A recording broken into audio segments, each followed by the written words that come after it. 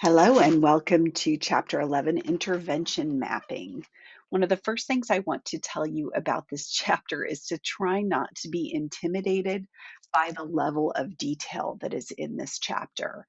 Um, I will give you a general overview of intervention mapping, and your textbook has sort of this, details the steps on how to do that. So this, you could actually use this chapter in your textbook as a manual of how to follow each of those steps. So just read it with that in mind, that you're really trying to grasp the overall flow of how you would use intervention mapping when planning a program.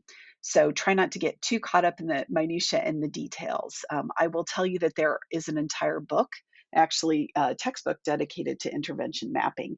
If this type of program planning appeals to you, then that might be something that you would want to check out. And actually, the reference to that is in the back of your chapter.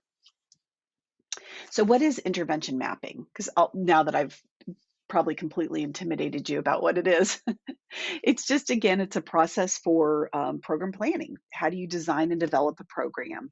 The interesting thing about intervention mapping is that it's based on that social ecological approach. So remember, that's, kind of people like interpersonal, intrapersonal. You're starting with individual level, moving out to interpersonal. So, what others think, what is your environment like, what is the organization that you live in, whether it's your neighborhood or whether it's where you work.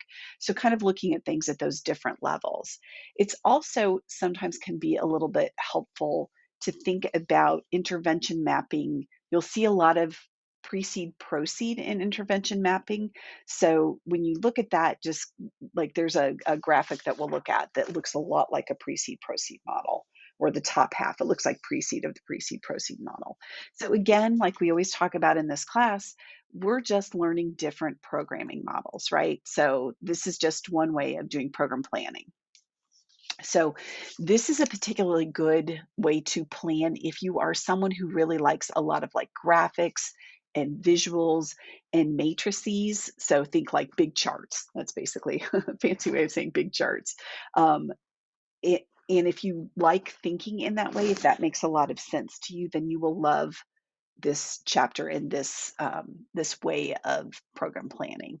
One thing I will warn you, kind of coming off the bat, is when you're reading it, you'll see a lot of reference to logic models, and please understand that when your textbook author and when this planning model is talking about logic models, they mean it with a like small l and a small m, meaning that it is just a way of graphically representing like this thing goes first, then this, then this, then this.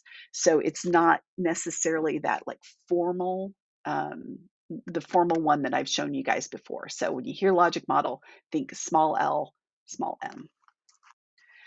Okay, so some processes. This is an interesting planning model in that it does a really great job of explaining how to think about and explore different topics. And these are these 6 core processes that you see right here.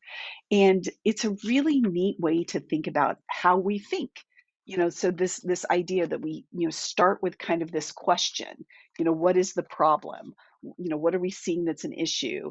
Who's affected by it? Then you brainstorm. So just sit down with people. So this is, a core process. Your planning committee members sit down and you think about, okay, let's brainstorm all these causes. We list all those. Like, try not to, brainstorming doesn't means you don't edit it. You just throw it all up there and you list those as possible reasons, or what this model calls conditionally valid responses. Then you do your lit review, right? Because you're going to look and you're going to see, okay, well, so this is what we think. What do we know? Like, what are we seeing in the literature? What are we seeing in the research? Then you look at theories. So you might be looking at a particular issue. You might be looking at a particular theory. You might be looking at a particular concept, like, I don't know, like self-efficacy, for example. Then you sit down and you look at research needs. You're like, okay, wait, are we missing data? And if we're missing data, we might then have to fill in some gaps with mixed method research. So remember what that is. That's when you do qualitative and quantitative. So are there gaps? And then finally, you develop this working list of answers. So, we think these are possible determinants of this problem and some methods for addressing it. On the right-hand side here, you'll see, so you've got these core processes and you are kind of consistently doing this. So it's not like this is a process and then you stop doing your 6 core processes. You're gonna be doing parts of these kind of throughout all of these 6 planning steps. So, or you can be doing parts of them. Your 6 planning steps are here, and we're gonna talk about each of those in further slides, so I won't go over those. We talked a little bit about what these are, these processes, core processes, and moving on to the steps. So when we're talking about steps in this model, um, hold on. Here it is. Where I talked to you about the logic model, creating a logic model, small l, little m. This is when you are, first you start out with forming a planning committee. It's going to look very familiar. Conduct a needs assessment. So we're kind of at the A of the A pie, right? And create a logic model. And I think your textbook has a graphic of this that I don't think they're showing here. They're not. If you look in your textbook on page 258, there is a graphic model of a logic model. And when you look at that, you're going to look at it and you're going to be like, hey, wait a minute, that's the precede of precede proceed. So yes, it is. So that should look pretty familiar to you. So then you're going to describe the context of the problem. So is this, what's the population? What's the setting? What community? And then you're going to start to develop those program goals. In step 2, this is your program outcomes and objectives. You've got this logic model of change. So this is a specific logic model. And you'll see an example of this here. It's probably going to be easier for you to look at your textbook to see this. And this actually starts on page 263. So this is your matrix of change, so your logic model of change. So look to see what expected behavioral and environmental outcomes are going to make an effect on a positive effect on people's health. What are the performance objectives? So that's when you start to get really so think about outcomes. So that's kind of the end result of what you want to see, and then look at objectives for behavior. So what specifically do you want people to be able to do? And specifically, what do you want the environment to look like, or what changes do you need from the environment? So you list those out or identify those, and then you decide, okay, what's changeable here? Which ones of these are, have the potential to be changed? And then, you know, you put this matrix together. So here's the example of the matrix.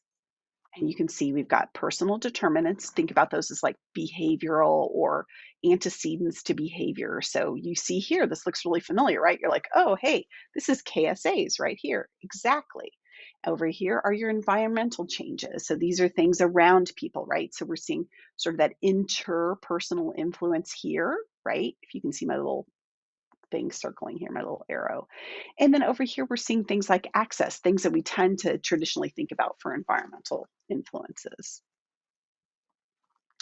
So what you're doing here, once you've created this matrices that you have here, you're going to create a logic model of change, kind of showing, and again, this should look pretty familiar, right? This is back to that precede proceed, the one that looks a lot like precede proceed, and that is being called a logic model here. So don't get confused with the terminology. This is an example again. This is in your textbook. Let's see what page that is on. So you can look at it directly, page 265. So that can be helpful for you to take a look at. The next step after you have sort of this planning piece, this logic model, you're going to design the program. So this looks a lot like all the other project designs that we've talked about. What are your program ideas? What sorts of themes, like what pieces do you need of it? So, are you giving information? Are you doing a social media campaign? Is there then maybe some sort of a financial aspect, like maybe you get a discount for participating in some sort of health protective behavior. Then you look at what's called scope and sequence. So scope means how broad is the information, like what are you focusing on?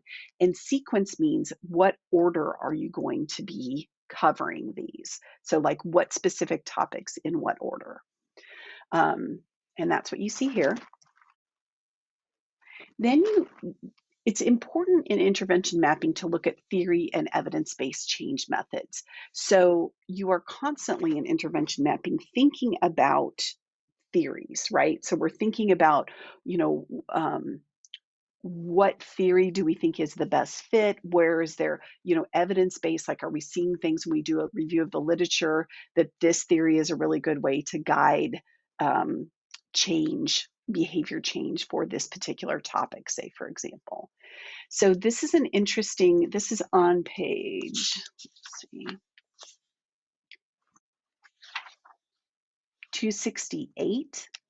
So if you might want to turn to that on your own to see an example of those objectives, the determinants, and how that's kind of working into theories and methods. And you can see down here social cognitive theory, here's health belief model, here's more social cognitive theory. So how do we apply that to this change objective? So, how do we need to educate? What methods do we need? And that's what you do with this step. Then you design your application to deliver those. Okay, so now we know what we need to do, right? So we've got these methods. What theory are we using? What method are we using? So like, are we working on a decisional balance here? Is it about risk perception? And how do we practically apply that? So, what does that actually look like when we are planning a program? And I find this last column here to be particularly helpful if you want to see how this is applied. Then step 4, remember we have 6 steps here, so we're on step 4. This is program production. So this is something that a lot of the other models don't really talk a whole lot about. Um, like, how do you develop program materials? What does your program look like?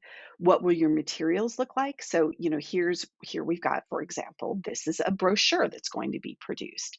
That's a material, right? It's an educational material.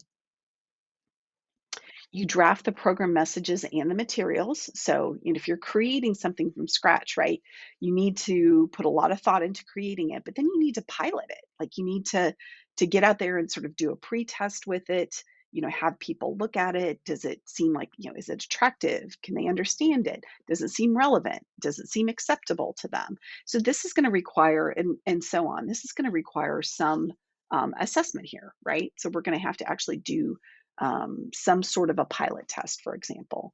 Based on that, then you would revise your materials.